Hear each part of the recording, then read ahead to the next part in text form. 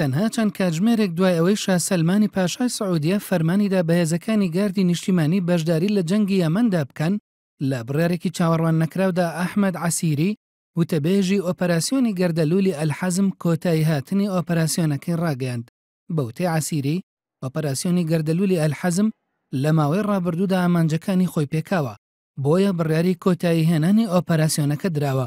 ئۆپەراسیۆنی ئەلحەزم لە ڕۆژی 26 ئازاردا بە بەشداری 9 وڵات لە دژی چەکدارانی حوسی لە یەمەن دەستی پێکردو. لەو ماوەیەدا تێکڕا 2415 هێرشی ئاسمانی لە دژی ئەو چەکدارانە ئەنجام دراون. وتەبێژی هاوپەیمانێتیەکە لەو ڕۆوە ئۆپەراسیۆنەکە بەسەرکەوتوو دادەنێت کە بەهۆی هێرشە ئاسمانیەکانەوە لە 180 جبەخانەکان و لە 198 سیستمی بەرگری ئاسمانی حوسیەکان لەناو براون و دەلی وای سەربازی حوسیەکانیش چوونەتە پاڵ هاوپەیمانان. نەتەوە یەکگرتووەکانش دەڵێت بەهۆی ئۆپەراسیۆنەکەەوە زیاتر لە 1000 کەس لە چەکدارانی حوسی و هاوڵاتی مەدەنی کوژراون و زیاتر لە 3500 کەسیش بریندار بوون.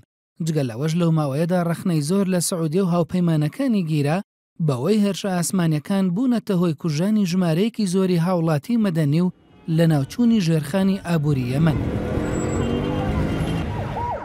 سعودیە و هاوپەیمانەکانی لە دەستپێکی ئۆپەراسیۆنەکەدا ڕایانگەیاند ئامانجی سەرەکی ئۆپەراسیۆنەکە پاشەکشێکردنە بە چەکدارانی حوسی و گەڕاندنەوەی دەسەڵاتە بۆ عەبد ڕەبە مەنسوور هادی وەک سەرۆکی شەرعی یەمەن.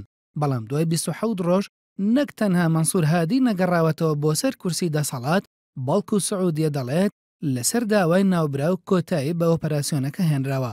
لە بەرامبەرشدا حوسیەکان خۆیان بە براوەی جەنگەکە دادەنێن بۆ پێی هێرشە ئاسمانیەکان نەبوونەتە هۆی ئەوەی لەسەر زەوی هیچ ناوچەیەک لەدەست بدەن.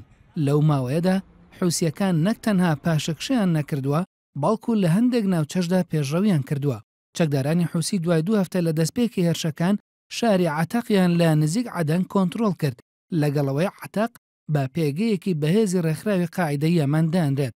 جگە لەوەش هەر لەو ماوەیەدا حوسیەکان توانیان کێڵگەنەوتەکانی شەبووە کۆنتڕۆڵ بکەن و لە ئێستاشدا لە هەوڵەکانیان بۆ کۆنتڕۆڵکردنی 2 ناوچەی گرنگی پیشەسازی و بازرگانی لە کەناراوەکانی عەدەن بەردەوامن.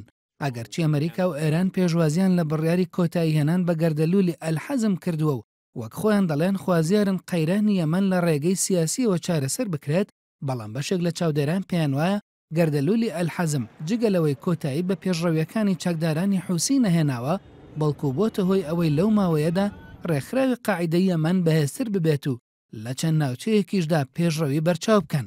هەر بۆیە پێدەچێت جەنگی ناوخۆی یەمەن بەم نزیکانە کۆتایی نێت.